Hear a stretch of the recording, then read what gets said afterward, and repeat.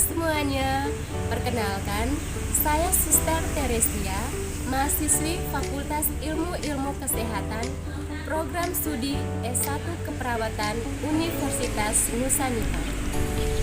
Teman-teman, kali ini saya akan berbagi video saya mengenai pengaruh stres bagi kesehatan kita. Video ini saya buat berdasarkan persetujuan untuk memenuhi nilai ujian akhir semester mata kuliah Bahasa Indonesia.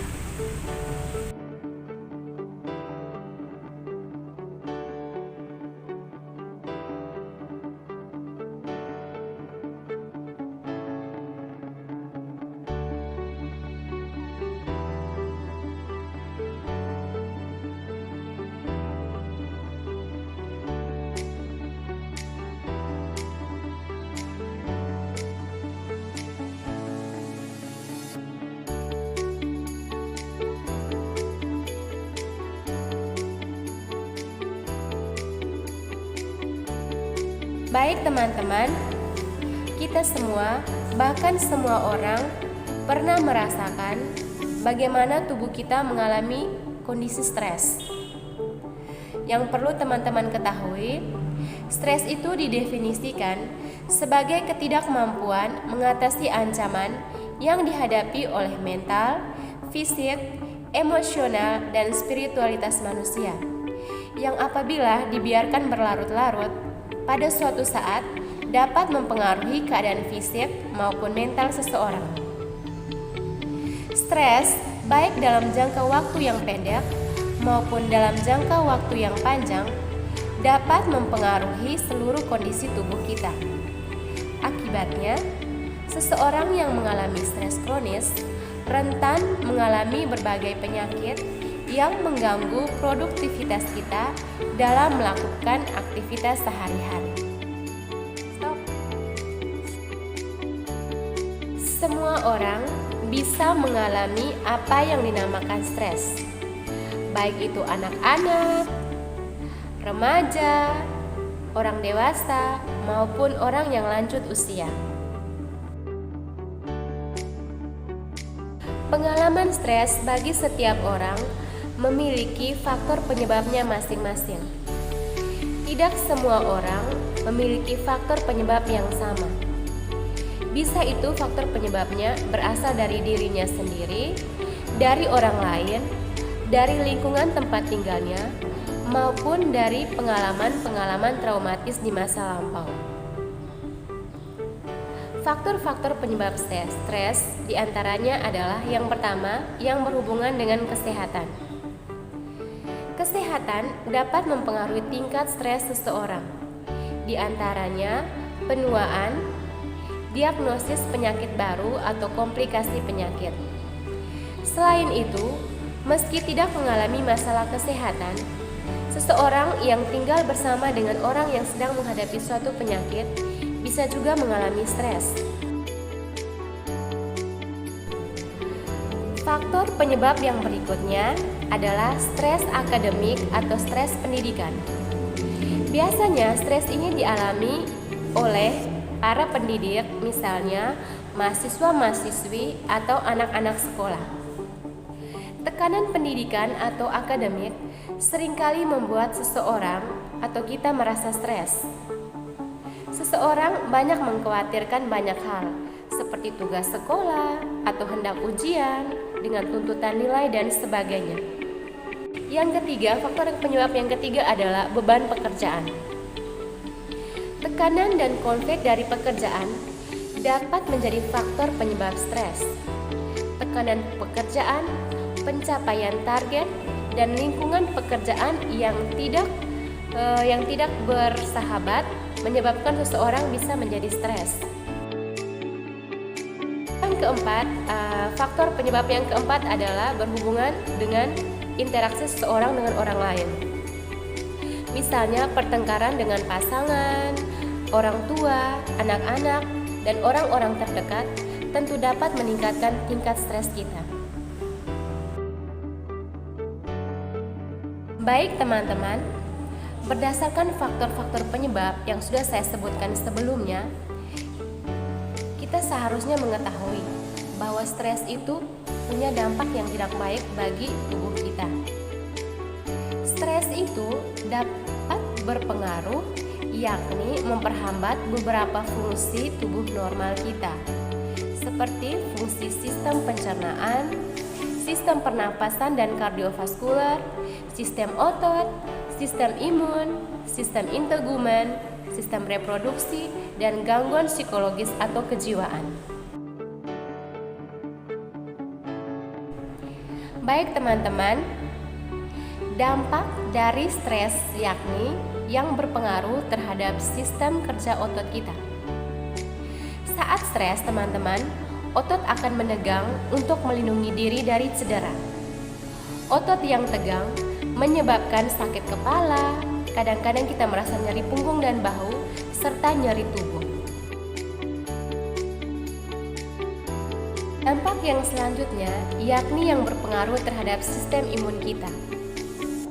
Stres bisa mempengaruhi sistem kekebalan tubuh. Seiring waktu, hormon stres akan melemahkan sistem imun dan mengurangi respon tubuh terhadap penyerang asing yaitu virus.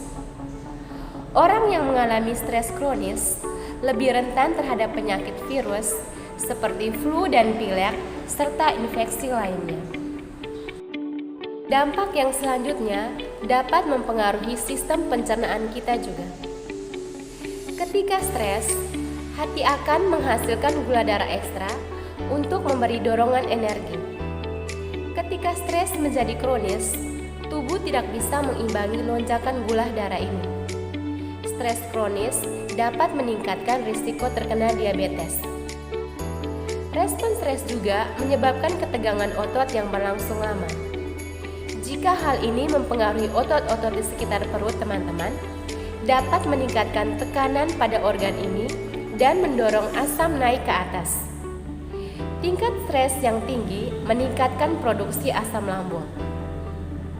Stres yang tidak dikendalikan akan meningkatkan hormon kortisol, di mana hormon tersebut mampu mengaruhi peningkatan nafsu makan yang berdampak pada obesitas. Dampak yang selanjutnya yang berhubungan dengan pengaruh terhadap sistem pernapasan dan kardiovaskular.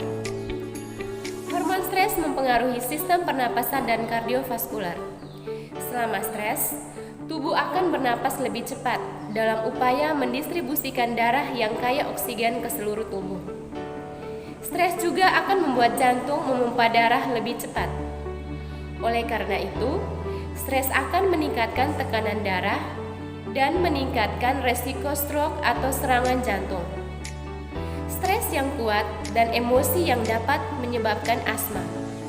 Dampak yang selanjutnya yang berhubungan dengan sistem integumen kita, khususnya yang berhubungan dengan masalah kulit kita. Stres meningkatkan produksi kortisol dari kelenjar adrenal yang pada gilirannya meningkatkan aktivitas kelenjar sebasea untuk menghasilkan lebih banyak minyak dan sebum. Akibatnya, timbul jerawat dan peningkatan kepekaan kulit. Kortisol juga melemahkan sistem kekebalan tubuh, menyebabkan stres oksidatif yang bermanifestasi sebagai keriput, kerutan di wajah, dan kulit kusam. Dampak yang selanjutnya yang berhubungan dengan sistem reproduksi kita. Jika stres berlanjut dalam waktu yang lama, kadar testosteron pria bisa mulai menurun. Stres bisa mengganggu produksi sperma dan bisa menyebabkan disfungsi ereksi atau impotensi. Stres kronis juga dapat meningkatkan resiko infeksi pada organ reproduksi pria seperti prostat dan testis. Bagi wanita, stres bisa mempengaruhi siklus haid. Stres dapat menyebabkan menstruasi yang tidak teratur, lebih berat, atau lebih menyakitkan. Stres kronis juga dapat memperparah gejala fisik menopause. Baik teman-teman, dampak yang terakhir ini juga tidak kalah pentingnya, yakni dampak psikologis dan gangguan kejiwaan. Yang perlu teman-teman ketahui, pelepasan hormon kortisol dalam waktu yang lama juga dapat berdampak langsung pada kerja kendali hormon di otak dan dapat memicu gangguan kesehatan mental. seperti depresi, gangguan bipolar atau siklus perubahan mood, dan gangguan kecemasan. Bila dibiarkan berlarut-larut, bisa menimbulkan gangguan kejiwaan bagi seseorang.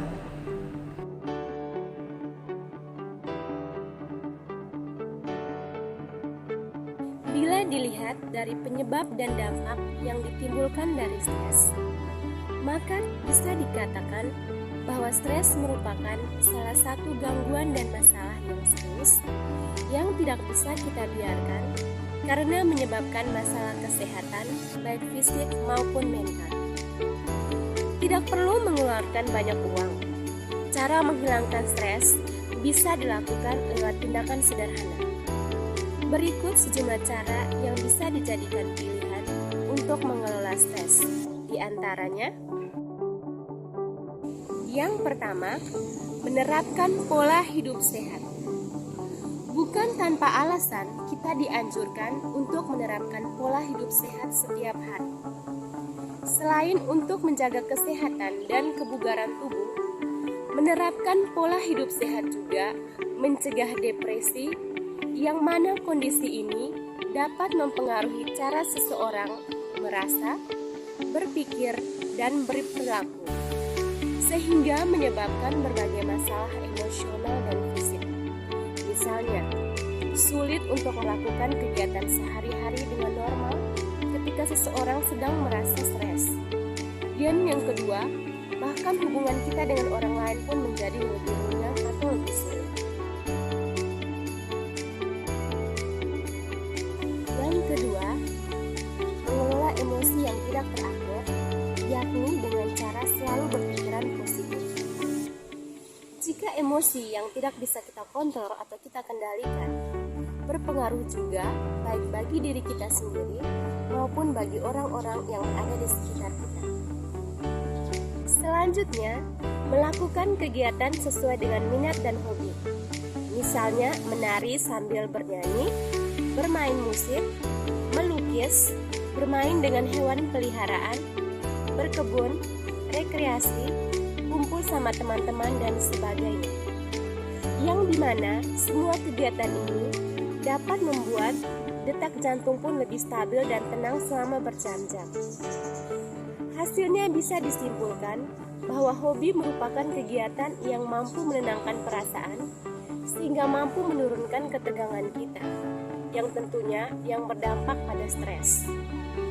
Yang selanjutnya teman-teman, kita juga bisa membicarakan keluhan kita dengan orang-orang terdekat atau orang yang bisa kita percayai. Sebagian besar dari kita tentu memiliki teman curhat masing-masing.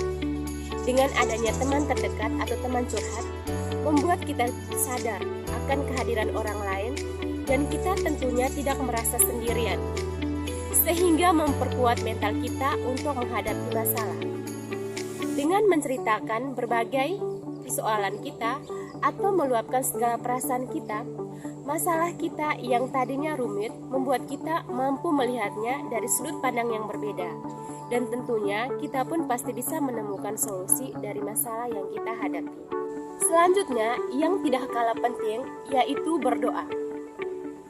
Seseorang yang memiliki hubungan yang baik dengan Tuhan, misalnya orang yang rajin berdoa, yang sering mengikuti kegiatan-kegiatan kerohanian, terbukti memiliki tingkat stres yang lebih rendah.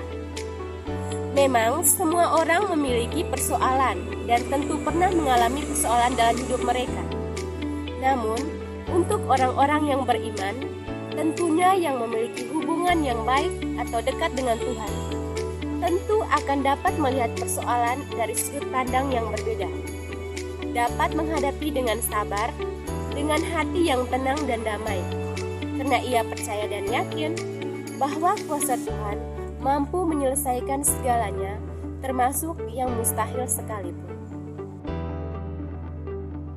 Baik teman-teman, yang terakhir, hal sederhana yang dapat kita lakukan, yaitu tersenyum. Penelitian telah membuktikan bahwa dengan tersenyum, tubuh kita mampu melepaskan endorfin, hormon pengurang sakit, dan serotonin, hormon yang mengendalikan mood. Hormon-hormon tersebut yang akan membuat tubuh kita menjadi lebih baik jika kita tersenyum. Asal teman-teman tahu juga bahwa senyum juga membuat kita terlihat lebih menarik, membuat mood kita bisa berubah, meningkatkan sistem imun kita, menurunkan tekanan darah, dan tersenyum juga teman-teman membuat wajah kita menjadi kencang dan membuat penampilan kita lebih muda. Oleh karena itu teman-teman, ayo tersenyum karena senyum itu sehat. Baik teman-teman, sekian video dari saya kali ini. Satu pesan untuk kita semua, bersabarlah dengan semua masalah yang kita hadapi. Karena semua masalah pastinya memiliki jalan keluarnya masing-masing. Asal kita tetap bersabar dan kita harus yakin bahwa pertolongan Tuhan akan tepat pada waktunya. Dan yang terakhir, jangan lupa untuk tersenyum karena senyum itu sehat.